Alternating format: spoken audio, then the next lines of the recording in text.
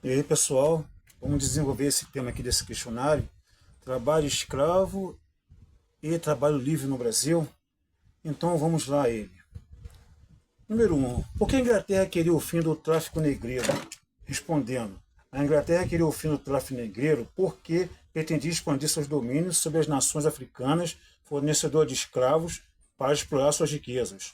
Os traficantes forneciam a determinados chefes africanos armas e apoio em troca de escravos. Para vencer os africanos, era preciso eliminar a presença de trás dos traficantes. Número 2. Explique a lei do ventre livre. Por que ela foi promulgada? Então, a lei do ventre livre ela foi promulgada em 1871, para ser mais exato, 28 de setembro, e liberta todo o filho de escravos que nascesse no Brasil a partir da sua promulgação. O fato de haver a lei do ventre livre ter sido promulgada indica que havia interesse das elites políticas em encaminhar o fim da escravidão, mas queriam fazê-lo de maneira gradual e indenizando os proprietários.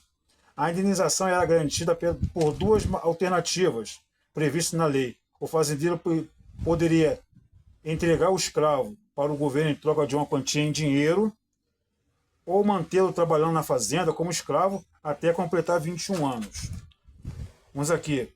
3. Quais eram as vertentes do movimento abolicionista?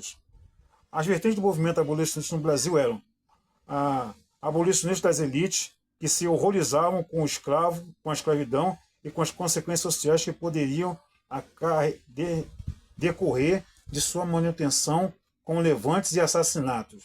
Acreditavam que a escravidão maculava a cultura brasileira, maculava a cultura branca europeia, aliás. Repetindo, acreditavam que a escravidão maculava a cultura branca europeia. Os negros africanos, considerados bárbaros, inoculavam nos brancos todos os vícios trazidos do seu continente de origem. Para eles, a escravidão deveria terminar a partir da iniciativa do parlamento, sem permitir a participação dos próprios escravos no processo. Abolicionistas populares, que tinham origem humilde, quase sempre filhos de ex-escravos, mas que exerciam profissões liberais nos centros urbanos, promoviam a propaganda abolicionista nos jornais da época. Cometas e Caifás, que não se contentavam apenas com a propaganda e o discurso contra a escravidão, e promoviam fuga de escravos das fazendas e os ajudavam a fugir para os quilombos. Vamos lá, número 4. Por que a escravidão acabou no Brasil?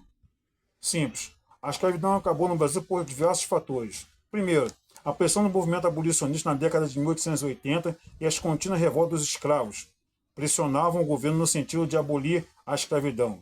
Por outro, os fazendeiros de São Paulo encontraram na mão de obra italiana um excelente substituto para os escravos no decorrer da década de 1880.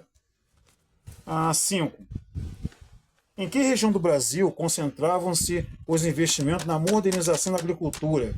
Interessante isso, hein? Explique por quê. As áreas abrangidas por essas inovações tecnológicas foram aquelas dedicadas ao cultivo do café no centro-sul do país, em especial na província de São Paulo, Rio de Janeiro, então capital do Império, e nas cidades de grande porte. A modernização concentrou-se nas áreas onde havia capital disponível, como era o caso da grande gerada do café, na renda gerada do café. Nos casos de investimento em modernização feitos por ingleses e norte-americanos, eles se interessavam em regiões onde houvesse retorno financeiro, ou seja, as regiões mais ricas, claro. Vamos aqui para o número 6. Como o fim do tráfico negreiro em 1880 afetou a cafeicultura paulista? Vamos a ela. O fim do tráfico negreiro em 1850 obrigou os fazendeiros a investir na mecanização do beneficiamento do café. Olhem só, hein? De modo a economizar trabalhadores, que por sua vez foi possível graças à liberação do capital que antes era utilizado na compra de escravos. O fim do tráfico também obrigou os fazendeiros a buscar alternativas como a imigração europeia ou asiática. Observaram? Vamos para o número 7. Relacione, olha só isso aqui que interessante. Relacione a mecanização do beneficiamento do café com o fim do tráfico negreiro. Observaram isso? Então, A mecanização do café foi uma das saídas encontradas para economizar mão de obra em um contexto de falta de trabalhadores provocada pelo fim do tráfico negreiro. Olha só que interessante isso, vou até repetir, hein? A mecanização do beneficiamento do café foi uma das saídas encontradas para economizar mão de obra em um contexto de falta de trabalhadores provocada pelo fim do tráfico negreiro. Muito boa essa. Por que os cafeicultores optaram pelo imigrante para substituir os escravos? Putz, outra coisa interessante. Os cafeicultores optaram pelo imigrante porque não conseguiam tratar os escravos como trabalhadores livres. Olha só isso. Os trabalhadores livres brasileiros não se submetiam ao trabalho nas lavouras porque encontravam outros meios de subsistência. Muito interessante isso. Quais foram as diferenças entre o projeto de imigração do governo e o dos cafeicultores? Vamos lá. O projeto de imigração do governo tinha por objetivo embranquecer a população. Os intelectuais do Império acreditavam que o atraso econômico do país se relacionava com a cor da pele dos brasileiros. Assim, para atrair pequenos agricultores com algum capital, os políticos imperiais diziam que o governo deveria oferecer acesso à terra aos europeus para estimular sua imigração para o Brasil. O projeto de imigração dos cafeicultores tinha por objetivo garantir mão de obra para substituir os escravos. Olha só, hein? Para eles, ao contrário de oferecer terras, é necessário impedir o acesso à terra aos imigrantes, de modo a obrigarem a trabalhar para os fazendeiros.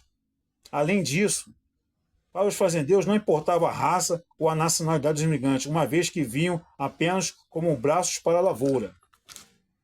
Muito pensativo isso. Vamos aqui a uma 10ª questão.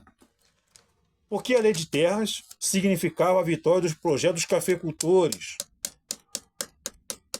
Observaram? Por que a lei de terras significava a vitória do projeto dos cafeicultores? Vamos a ela. A lei de terras significou a vitória do projeto dos cafeicultores por impedir o acesso aos imigrantes, ex-escravos e trabalhadores livres nascidos no Brasil à terra. Impedir os trabalhadores impedidos de trabalhar em apenas pequenas lavouras. Seriam obrigados, vejam só, senhores, seriam obrigados a trabalharem nas fazendas de café. Viu só? Que coisa interessante. É isso aí, pessoal. Muito obrigado. Espero que vocês dêem uma força aí, se inscrevam nesse canal e deixem o seu like. Tá bom? Muito obrigado.